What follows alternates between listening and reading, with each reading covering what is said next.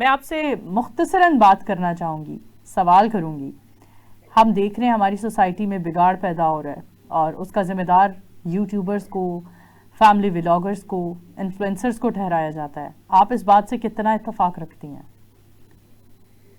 वालेकुम अस्सलाम नूर, बहुत शुक्रिया कि आपने मुझे अपने प्रोग्राम में इनवाइट किया। और मैं सबसे पहले तो यही कहना चाहूँगी कि ये जो इन्फ्लुएंसर्स को टारगेट किया जा रहा है आजकल और उनके कंटेंट को लेकर सबसे ज़्यादा खास तौर पे टिकटॉकर्स को टारगेट किया जाता है। खैर, मैं कोई टिकटॉकर तो नहीं हूँ, लेकिन इन्फ्लुएंसर्स ज़रूर हूँ और मुझे आइडिया है कि कंटेंट का क्या क्राइटेरिया होता है।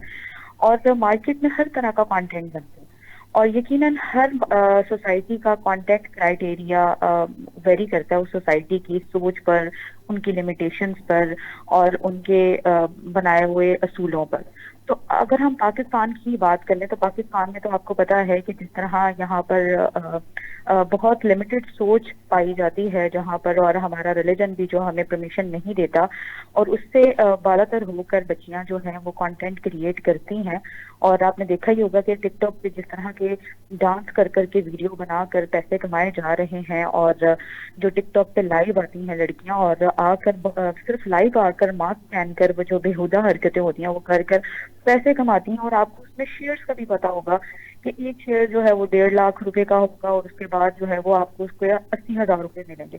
यानी कि कोई मेहनत नहीं करनी पड़ेगी आपको, जस्ट एक आकर जो है बोल्ड बातें करनी है, टिकटॉक पे लाइव बैठना है, लोगों के साथ गपशप लगानी है और अजीब सी मतलब आपने कंटेंट क्रिएट करके जो है वो आपको 80,000 में बैठे बैठे 1 घंटे में या 5 मिनट में या 10 मिनट में या आधे घंटे में आपको जो है वो अच्छा खासी अमाउंट मिल जाएगी। यानी कि 80,000 रुपये पाकिस्तानी सोसाइटी में, जहाँ पर आप एक मिडिल क्लास फैमिली या लोअर क्लास फैमिली एक जॉब करती है जहाँ पर 40,000 रुपये कमाना मुश्किल है, वहां पर आधे घंटे में यहाँ 80,000 रुपये कमा लेती हैं। तो मुझे लगता है कि लोगों का रुझान इस साइड पे ज्यादा होता जा रहा है। और मुझे इसके बरक्स अगर बात करें कंटेंट के हवाले से, तो मुझे ऐसा लगता है कि हर तरह का कंटेंट पाया जाता है, तो हमें अच्छे कंटेंट बनाकर अपने मुल्क की पहचान बनानी ठीक है। चाहिए, अपने मुल्क को अरे वहाँ यहाँ मैं आपसे बनानी एक चाहिए। और सवाल करूंगी और इख्तलाफ भी कर रखूंगी आपकी राय से कि आपने कहा हमें अच्छा कंटेंट बनाना चाहिए। एक तरफ हम देख रहे हैं अच्छा कंटेंट भी बन रहा है लेकिन उसको पज़ीराई नहीं मिल रही। हम देख रहे हैं कितने प्रोफेसर्स हैं, कितने टीचर्स हैं, डॉक्टर्स हैं जिनकी यूट्यूब चैनल्स हैं और उनके यूट्यूब चैनल को कंटेंट को पज़ीराई नहीं मिल रही। और दूसरी तरफ हम देख रहे हैं कि टिकटॉकर, टिकटॉक लाइव को, ये फैमिली व्लॉगर्स को कितनी पज़ीराई मिल रही है। तो यहाँ फिर खलल हमारी ऑडियंस के दिमाग का भी है। नहीं नहीं, ऐसी बात नहीं है। बेसिकली हम लोगों के खुद के ही बनाई हुई एक क्राइटेरिया का है, हमारी सोच ही गलत है।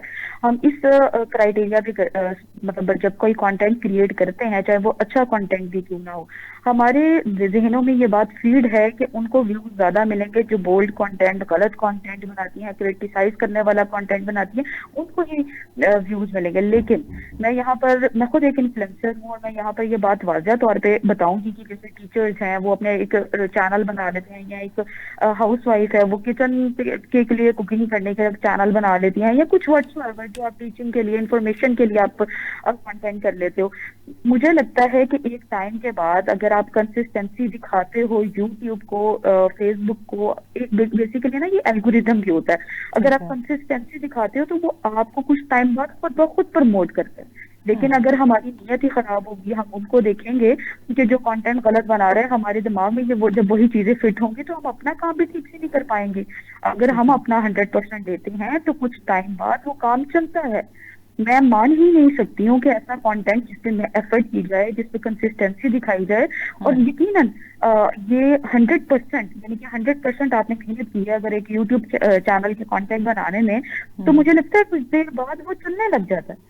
ठीक है। और मैं लिटरली ये बात, कोई कहता है कि बेहुदा कंटेंट बनाकर आप कर लेते हो, मुझे लगता है कि मैं खुद इंफॉर्मेटिव वीडियोस बनाती हूँ और मेरा कंटेंट, यकीनन मैं कभी कभी ऐसा होता था जब मैंने कंटेंट बनाना शुरू किया था, मैं बालों पे तेल लगाकर भी काम करती हूँ। एग्जैक्टली।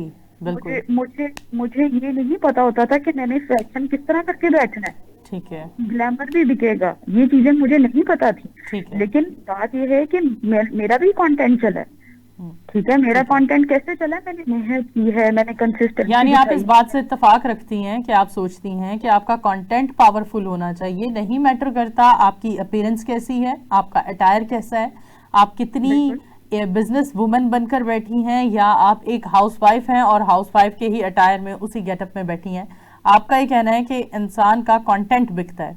दूसरा मैं बिल्कुल जानना चाहूंगी कि कंटेंट क्रिटिसिज्म, आपकी। हम क्रिटिसिज्म बहुत होता देखते हैं, तो क्या ये क्रिटिसिज्म हमें हेल्दी क्रिटिसिज्म होता है या ये फ्रूटफुल रिजल्ट्स नहीं होते क्रिटिसिज्म के, होना चाहिए या नहीं होना चाहिए? सबसे पहली बात ये कि जब हमारी नीयत साफ होती है कि हम बिल्कुल अच्छे से मेहनत कर रहे होते हैं और हमारा कंटेंट बहुत अच्छा चलने लग जाता है, कोई भी कंटेंट क्रिएटर चाहे वो अच्छा काम कर रहा है चाहे वो बुरा काम कर रहा है, जब वो एक पीक पकड़ लेता है ना, तो वो सक्सेसफुल हो जाता है, तो उसको क्रिटिसाइज करने वाले बहुत लोग आ जाते हैं। अब एक खानदान में भी अगर कोई एक बच्चा पढ़ लिख जाता है तो बहुत सारे उसके राइवलरीज भी आ जाएंगे, बहुत सारे उसको लोग क्रिटिसाइज भी करेंगे। तो यही मिसाल हमारी ये प्रोफेशनल लाइफ की भी है कि यूट्यूब पे अगर कोई काम कर रहा है या अगर फेसबुक पे या सोशल मीडिया पे कोई काम कर रहा है, अगर उसका कंटेंट अच्छा है तो एक टाइम के बाद उसको लोग कॉपी करेंगे, कॉपी करने के बाद उसको क्रिटिसाइज किया जाएगा। वो आपका पीक टाइम होता है जब आपको क्रिटिसाइज किया जाता है। तो ठीक है। समझिए जब आपको क्रिटिसाइज किया जाता है वही आपकी जीत है।